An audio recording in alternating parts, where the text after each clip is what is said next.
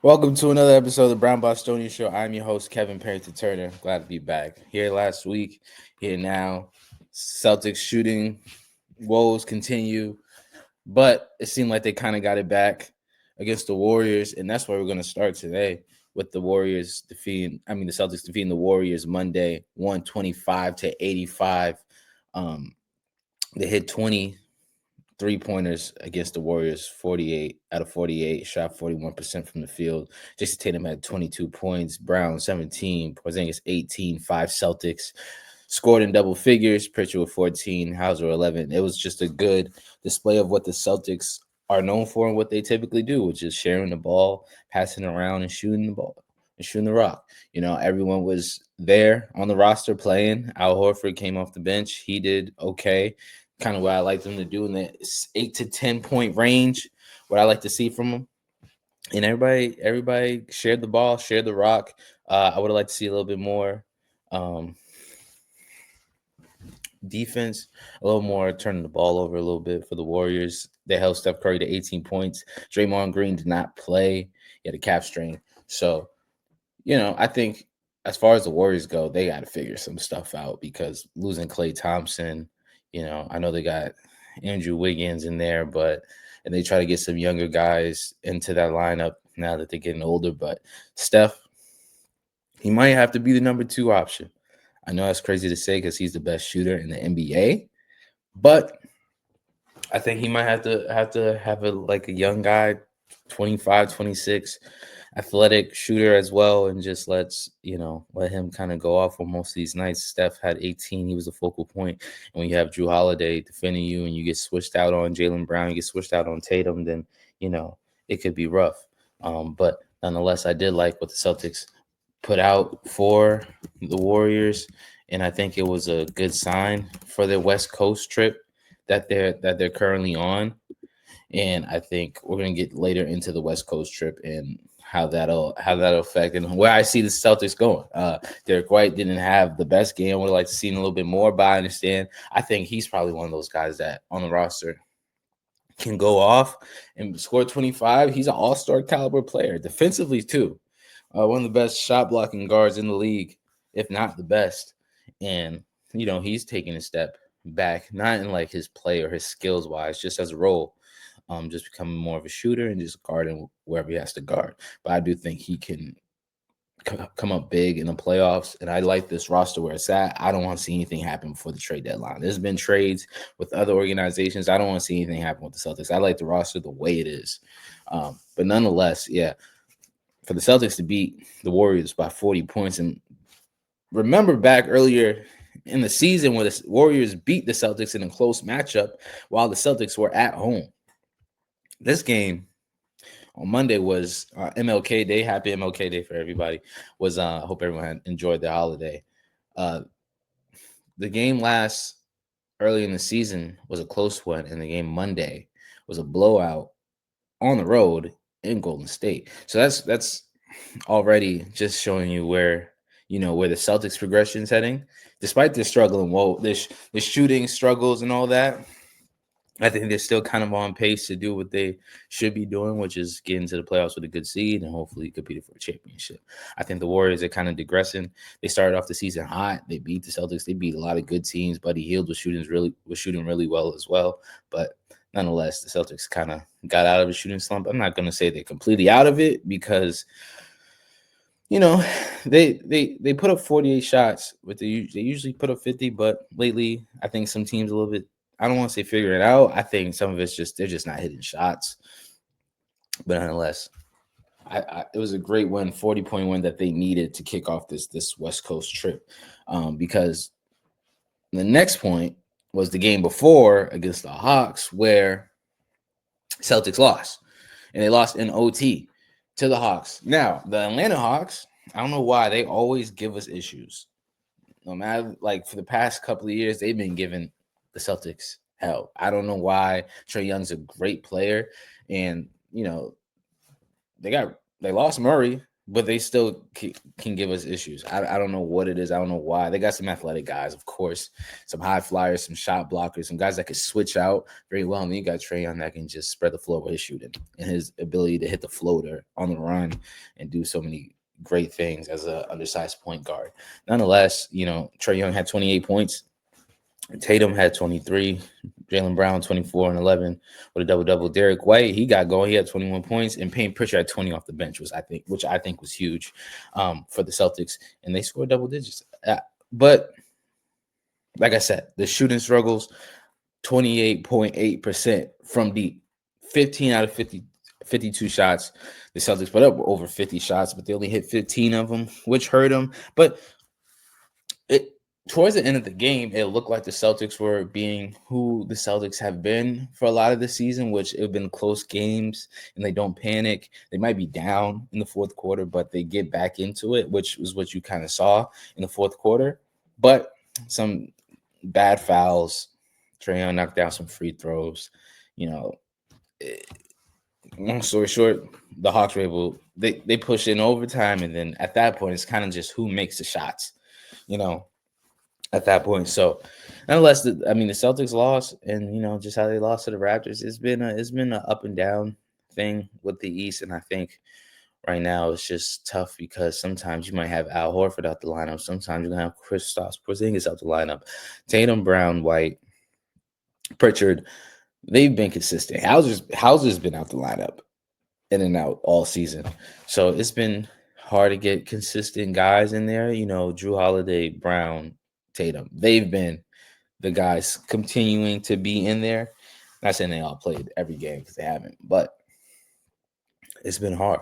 And against a team like the Hawks, who are going to be in the playoffs, I don't question that a little bit. I think what the Heat were to the Celtics and how they caused so many issues with what they're going on with Jimmy Butler, I think the Hawks are now the bigger issue for the Celtics. I don't see the Bucks, even though they're kind of getting it together. They are, which I expected.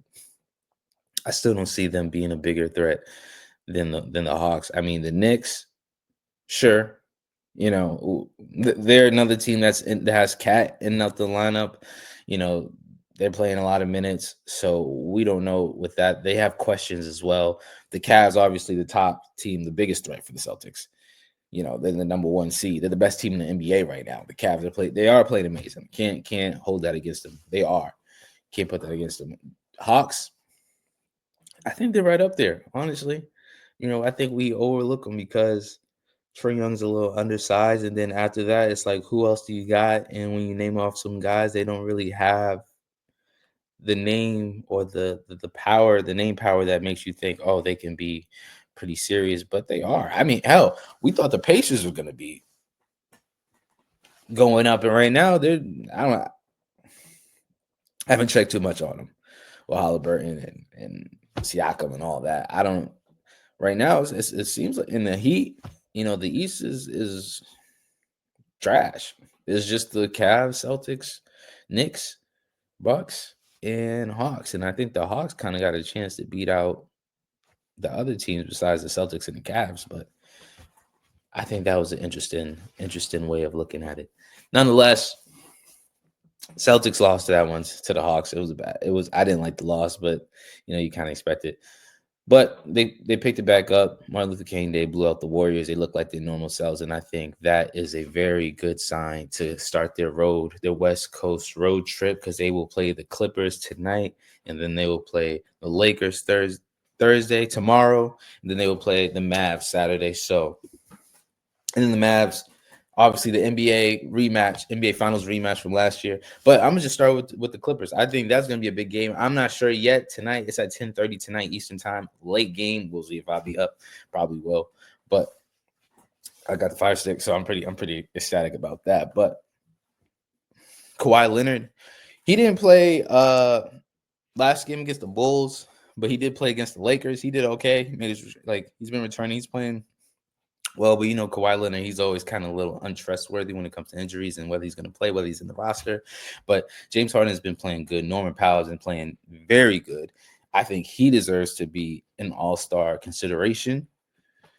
James Harden is always there, but he's kind of always there because of popularity. but he's still a double guy.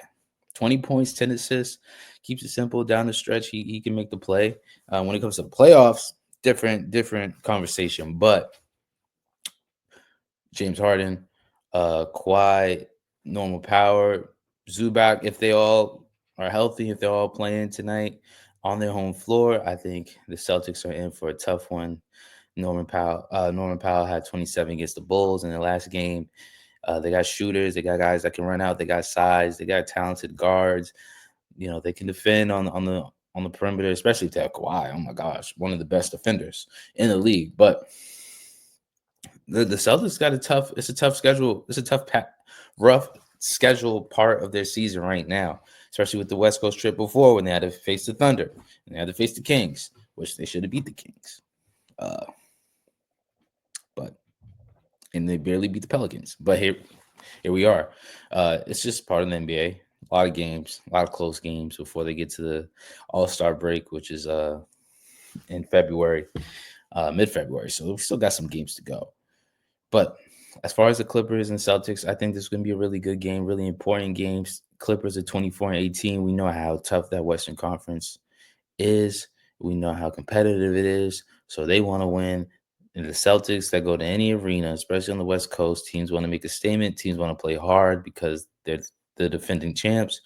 We'll see who gets to play for the Celtics. I hope again we can get some players in the double digits. I would like to see Derek White in double digits, not just by shooting threes and catch and shoot shots, and hopefully Porzingis plays and he's able to guard Zubac and do damage in the perimeter, also shooting the ball, but also defending the paint. I would like to see that from him. I know Al Horford, if he plays, he'll be ready. He'll have his spots. He'll probably come up big with some big plays as well. Jason Tatum, Jaylen Brown. Need I say more? I just hope they get their shot going. Jaylen Brown, he's kind of been a good defender, he's been good, but I would like as far as his shot hasn't been the best as I've seen him. I've seen him have some better shooting seasons so far, but I'd like to see Payne Pritchard and Sam Hauser come off the bench and do damage, make some shots, play good defense, force some turnovers if they can. And I think it'll be an important game for the Celtics and definitely more important for the Clippers. But in this West Coast trip, in order to go 2-0 on this West Coast trip, it's got to be the Celtics because tomorrow they will be playing the Lakers. Yes, LeBron James, Anthony Davis, Austin Reeves, and like I just said, the Lakers are in that tough Western Conference, and they playing the Celtics, and we already know how the Lakers and Celtics rivalry goes. Therefore, that game is always a competitive one. A lot of fans are always there. It's loud. It's an important game. So I think beating the Clippers is even more important because you do not want to go on that West Coast trip and lose 2 in a row, because it doesn't get easier because you have the Mavs on Saturday. Now the Mavericks, they've been oddly up and down as well. They got Thompson, they got Clay, Thompson, they got Kyrie, who's been kind of holding the fort down with Luka, in and out, and injuries have been holding them back. They still got some young guys that could dunk on you and run the floor very well. So therefore, the Celtics got a tough schedule ahead of them, but I do think they can pull it out. I think they can go 4-0. I don't see why not. But this week is very interesting. It is very interesting for the West Coast trip. They're already starting off 1-0, blowing out the Warriors, and hopefully that's a sign that they mean business. Hopefully they send a signal for the rest of the teams this week that they know what they want to do. They know what they came to accomplish, and having all the players play against the Warriors lets them know that they all came for this trip and they're ready to go. I hope so, and I hope that's the case because this Eastern Conference is really just a couple of teams. But the West, they got a bunch of teams that are in it, and they are competitive, which means every game is going to be a battle. I don't underestimate the Lakers. I don't underestimate the Mavs, even if they only have Kyrie. I don't. We know what Kyrie could do. He played with the Celtics. So, therefore, we'll see what happens. I'm excited for it. The season's been pretty good right so far. All the 3-point shooting, of course. I'm not too upset about it. I mean, I would like to see a little bit different. You already know how I feel. I mean, but that's the game. That's the game we live in. But I'll see you next week, man. Thank you for tuning in for another episode of the Brown Bostonian. I am your host, Kevin Parrington Turner. Tune in every week. And if you want more, request more. We'll see what happens. All right.